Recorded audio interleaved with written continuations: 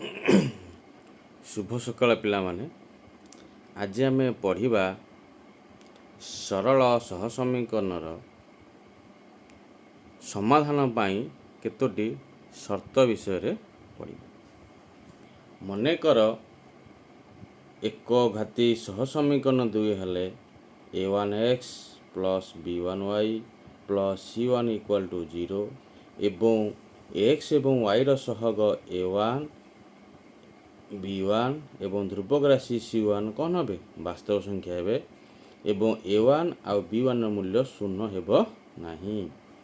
सेपरी द्वितीय समीकरण a2x plus b2y plus c2 equal to 0 एवं सहग द्वय a2 b2 एवं ध्रुवक राशि c2 कौन हे वास्तव संख्या हे एवं a2 b2 शून्य हेब नहीं। ये जो दुईटी समीकरण मु नेली ये हेउची आमर सरल सह समीकरण साधारण रूप। तुम मैंने आगुरी जानी जिते मु पढ़ाई प्रथमे जे a1x plus b1y plus c1 equal to 0 लेखचित्र आम स्थापन करथिले जोटा कि l1 सरलेखा थिला एवं a2x plus b2y plus c2 equal to 0 जोटा कि l2 सरलेखार लेखचित्र थिला। तो ये दुईटी को आम कौन करथिले ना लेखचित्र माध्यम स्थापन करी से दुईटी जाक समीकरण समाधान करथिले। एहा सहित ये समीकरण द्वय को समाधान करिया पाई केतोटी शर्त अछि। लक्ष्य कर प्रथम समीकरण रे x एवं y सहग के a1 और b1 कहिछि एवं द्वितीय समीकरण रे x एवं y सहग के a2 एवं b2 आउ c1 और c2 कौन हेबे ध्रुवक राशि। बुझी पाइले पिला माने a1 b1 हेले प्रथम समीकरण रे x y सहग एवं a2 b2 हेले द्वितीय समीकरण रे x और y सहग एवं c1 हला प्रथम समीकरण रे ध्रुवक राशि एवं c2 हला द्वितीय समीकरण रे ध्रुवक राशि। वर्तमान लक्ष्य कर उभय समीकरण रे सहग एवं ध्रुवक राशि अनुपात गुड़िक कौन देख a1 बाई a2 गोटे अनुपात देन b1 बाई b2 अन्य एक अनुपात एवं c1 बाई c2 अन्य एक अनुपात। तो ये जो तीनोटी अनुपात अच्छी ये तीनोटी अनुपातर शर्त को नहीं आमे कौन करवा ये जो समीकरण समाधान होची से समीकरण समाधान पाई ये तीनोटी अनुपातर एक कौन हम शर्त तैयारी हम। वर्तमान आमे कौन करवा उदाहरण एक नवा।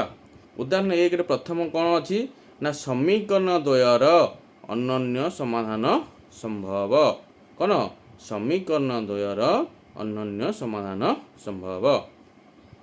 प्रथम समीकरण देख x plus 2y minus 3 equal to 0 द्वितीय समीकरण है 2x minus y minus 1 equal to 0। अच्छा एठे लक्ष्य कर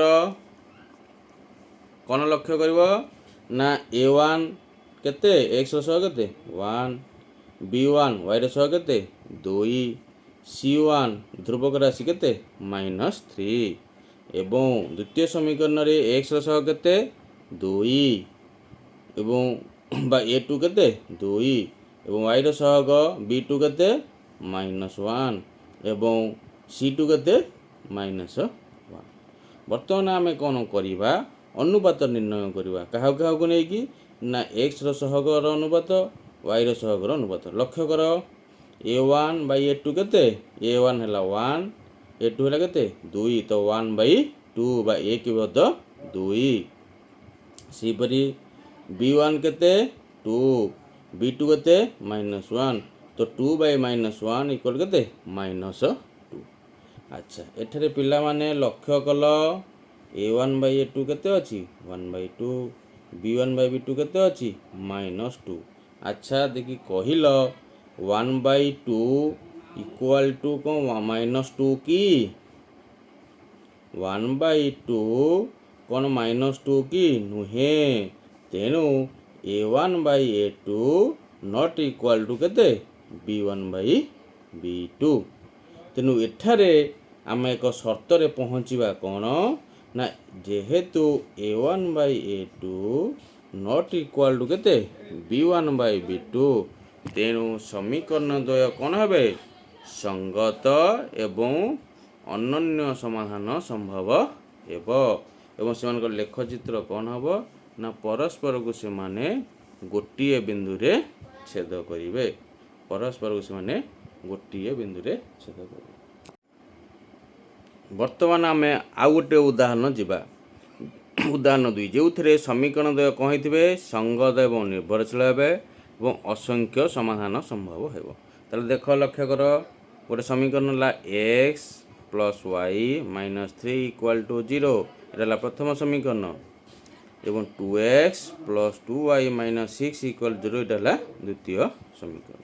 ताहले प्रथम समीकरण रे सहग गुड़िक लिखा a1 केते 1 b1 केते 1 एवं ध्रुवक राशि c1 मूल्य केते -3 से भली द्वितीय समीकरण रे a2 केते 2 b2 केते 2 एवं c2 केते -6।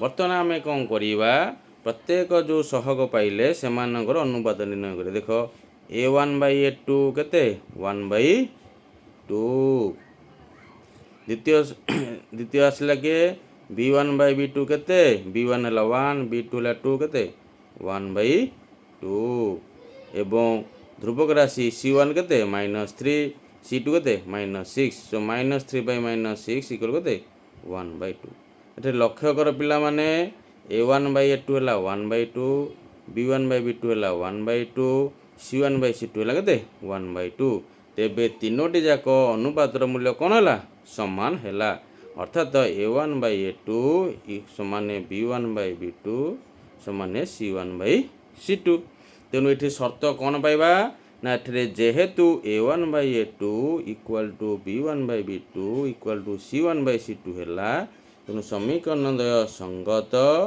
एवं कौन हे निर्भरशील एवं आ सहित आउ कौन हम ना एमानंकर असंख्य समाधान पाइब अर्थात x एवं y मूल्य असंख्य पाइब। आकु जदि आम ग्राफ रे करथिलवा लेखचित्र करथिले सेथिरे लेखचित्रटी कौन हेबो एक एवं अभिन्न हेबो कौन हेबो एक एवं अभिन्न हेबो।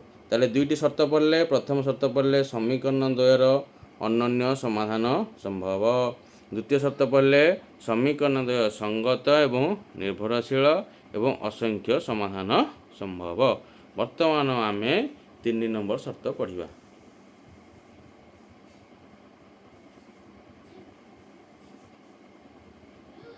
अच्छा 3 नंबर शर्तटी देख समीकरण द्वय संगत एवं सॉरी भूल कहली समीकरण द्वय असंगत एवं समाधान असंभव समीकरण द्वय असंगत एवं समाधान असंभव। लक्ष्य कर x plus y minus 3 equal 0 प्रथम समीकरण द्वितीय समीकरण है x plus y minus 5 equal to 0 यहाँ है द्वितीय समीकरण। अच्छा ताले सहग गुड़िक केते a1 केते 1 b1 केते 1 c1 केते -3 एवं a2 केते 1 b2 केते 1 c2 केते -5। बर्तमान आम अनुपात बाहर करिया देख a1 बाई a2 केते 1 बाई 1 b1 बाई b2 केते 1 बाई 1 एवं c1 बाई c2 केते -3 बाई 5 समान केते 3 बाई 5। ये लक्ष्य कर टे पिला माने a1 बाई a2 पाइले केते 1 बाई 1 b1 बाई b2 केते पाइले 1 बाई 1 एवं c1 बाई c2 पाइले केते 3 बाई 5। ताले इटे a1 बाई a2 सहित b1 बाई b2 कौन समान किंतु क्या सहित समान नुहे c1 बाई c2 सहित कारण 1 by 1 equal to 1 by 1 but not equal to 3 by 5 तेणु एठारे आम शर्त पाइले कौन ना a1 by a2 equal to b1 by b2 किंतु c1 बाई c2 सहित समान नुहे तेणु एठारे समीकरण द्वय कौन हे असंगत हेबे एवं समीकरण समाधान करिबा संभव नुहे एवं आकु यदि आम लेखचित्र स्थापन करिबा ये दुईटी जाक समीकरण दुईटी सरलरेखा पाइब L1 L2 एमाने परस्पर समांतर हेबे तो समांतर यदि दुईटी सरलरेखा हेले ତେବେ ସେମାନଙ୍କର ସମାଧାନ ବା ଛେଦବିନ୍ଦୁ ନିର୍ଣ୍ଣୟ କରିପାରିବା ନାହିଁ। ତେଣୁ ଆମେ ତିନୋଟି ସର୍ତ୍ତ ଆଜି ପଢ଼ିଲେ। ପ୍ରଥମ ସର୍ତ୍ତଟି ଥିଲା କ'ଣ? ଯଦି ସମୀକରଣ ଦ୍ୱୟରେ a1/a2 not equal to b1/b2 ହୁଏ, ତେବେ ଲେଖଚିତ୍ର ଦ୍ୱୟ ପରସ୍ପରକୁ ଏକମାତ୍ର ବିନ୍ଦୁରେ ଛେଦ କରିବେ ଏବଂ ସମୀକରଣ ଦ୍ୱୟ ସଙ୍ଗତ ଏବଂ ସ୍ୱତନ୍ତ୍ର ହେବେ, ବା ଆମେ କହିପାରିବା the equation are consistent and independent. ଏବଂ ଏହି କ୍ଷେତ୍ରରେ କେବଳ ଆମେ ଗୋଟିଏ ସମାଧାନ ପାଇପାରିବା ପ୍ରଥମ ସର୍ତ୍ତରେ, ଯେଉଁଠି a1/a2 not equal to b1/b2। ଦେନ୍ ଦ୍ୱିତୀୟ ସର୍ତ୍ତ ହେଲା କ'ଣ? ଯଦି a1/a2 equal to b1/b2 equal to c1/c2 ହୁଏ, ତେବେ ସମୀକରଣ ଦ୍ୱୟର ଲେଖଚିତ୍ର କ'ଣ ହେବ? ଏକ ଏବଂ ଅଭିନ୍ନ ହେବ। କ'ଣ ହେବ? ଏକ ଏବଂ ଅଭିନ୍ନ ହେବ। ଅର୍ଥାତ୍ ସମୀକରଣ ଦ୍ୱୟ ସଙ୍ଗତ ଏବଂ ନିର୍ଭରଶୀଳ, ବା the equation are consistent and dependent. ତେଣୁ ଦୁଇଟି ସମୀକରଣ ସଙ୍ଗତ ଏବଂ ନିର୍ଭରଶୀଳ ହେବେ, ବା ଅସଂଖ୍ୟ ସମାଧାନର ସର୍ତ୍ତଟି କ'ଣ? a1/a2 equal to b1/b2 equal to c1/c2। ତାପରେ ତୃତୀୟ ସର୍ତ୍ତଟି କ'ଣ? ଯଦି a1/a2 equal to b1/b2 but not equal to c1/c2 ହୁଏ, ତେବେ ତାକୁ ଲେଖଚିତ୍ରରେ ସ୍ଥାପନ କଲେ ସରଳରେଖା ଦ୍ୱୟ କ'ଣ ହେବେ? ସମାନ୍ତର ହେବେ। ମୁଁ କହିଛି ଏହି କ୍ଷେତ୍ରରେ ସମୀକରଣ ଦ୍ୱୟ ଅସଙ୍ଗତ। କ'ଣ ହେବେ? ଅସଙ୍ଗତ। ଏବଂ ସମାଧାନ କ'ଣ ହେବ? ଅସମ୍ଭବ। ଆମେ x ଏବଂ y ର ମୂଲ୍ୟ ନିର୍ଣ୍ଣୟ କରିପାରିବା ନାହିଁ। ତେଣୁ ଆମେ ଆଜି ଏତିକି ପଢ଼ିଲେ ଯେ ସମୀକରଣ ଦ୍ୱୟକୁ ସମାଧାନ କରିବା ପାଇଁ ତିନୋଟି ସର୍ତ୍ତ ବିଷୟରେ ପଢ଼ିଲେ। ଧନ୍ୟବାଦ ପିଲାମାନେ।